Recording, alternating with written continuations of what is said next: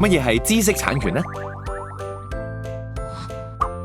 知識產權係智力創作嘅成果，亦係無形嘅資產。就等我同大家介紹下4種最常見嘅知識產權：商標、版權、外觀設計同埋專利啦。乜嘢係商標呢？商標係一個標誌，可以由文字、圖案、數字、顏色等組成，主要係用嚟識別唔同商戶嘅貨品或者服務。成功註冊咗商標之後，就可以喺貨品或者服務上獨家或授權其他人去使用呢個商標。乜嘢係版權呢？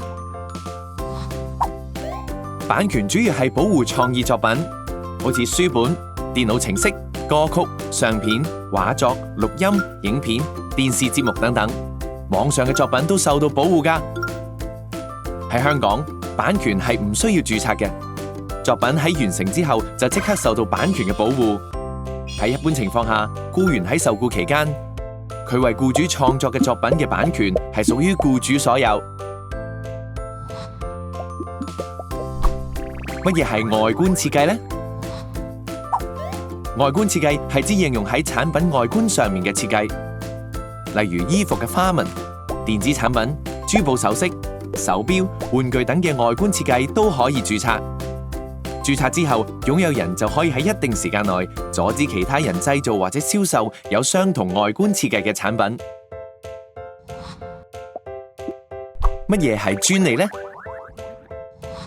專利係用嚟保護技術發明嘅，只要你嘅發明係新穎、具創造性，同埋可以喺工業上應用，就可以喺香港申請專利。喺香港嘅專利制度下，專利擁有人可以喺一段時間內阻止其他人喺香港製造或者銷售利用呢個專利發明嘅產品。常見嘅例子有新嘅藥物、新嘅產品製造方法。